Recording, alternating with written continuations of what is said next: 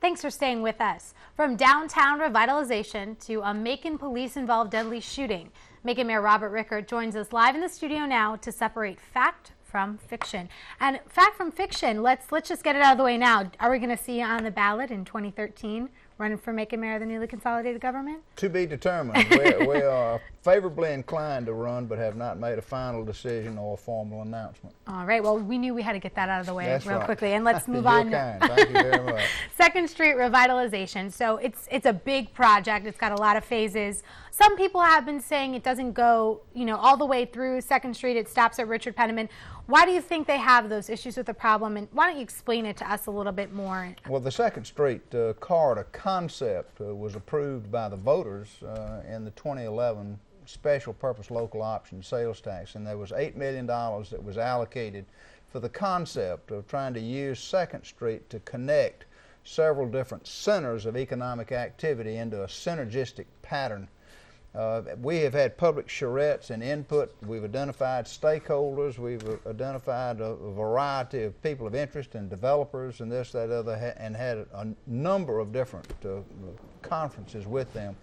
And the design team now has suggested to us in a recent meeting with City Council that we use 2nd Street from the east side of the river where it joins on with the Gray Highway, come past the Coliseum and the Conference Center, over the Carl Vinson Bridge and into downtown Macon, past the Government Center, and then past the Business Center on Mulberry, Cherry, and Poplar Streets to the Medical Center, the Law Enforcement Center, and then to deviate off of 2nd Street, come over, hug the railroad tracks, and tie on to the end of Little Richard Penniman, and go out to the new football stadium and the Student Center at Mercer.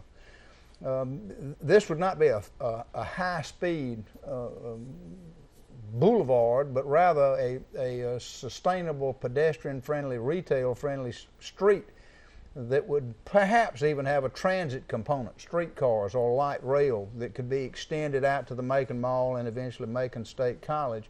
But this would be the beginning of a vibrant urban core in downtown Macon that could serve as the hub city for the Middle Georgia region. Well, it sounds like it's an idea you're passionate about. We've heard from you a lot. Absolutely. Regarding 2nd Street revitalization. I think it holds a lot of potential for us, and like I say, it's everybody's downtown. Whether you live on the east side, west side, south side, or north side, it's everybody's downtown.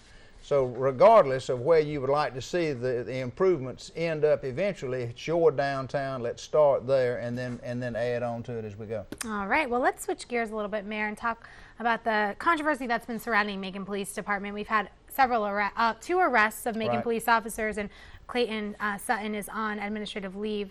Investigation ongoing surrounding Sammy Davis Jr.'s death. What's the latest in this investigation? We're told that the Department of Justice was down here. Were you in that meeting?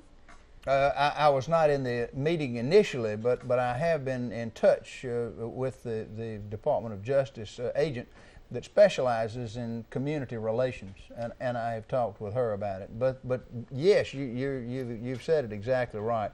Everybody is waiting now for the final results of the Georgia Bureau of Investigation, their investigation into this shooting incident. And it's going to have 3 levels. The GBI will turn over their investigation to the district attorney. He will determine whether or not there's any criminal misconduct on the part of the police officer.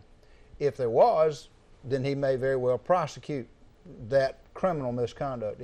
If it's determined from the results of the investigation that there was no criminal conduct involved, then it drops down to an administrative level, and the internal affairs of the Macon Police Department will determine whether or not any disciplinary action needs to be taken, up to and including termination.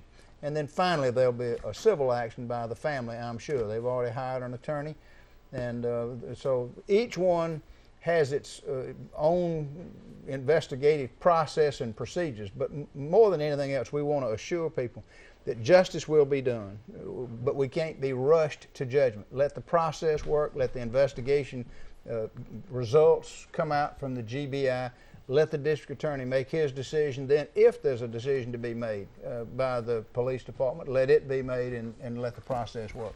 All right, Mayor, thank you so much for joining us. More than welcome.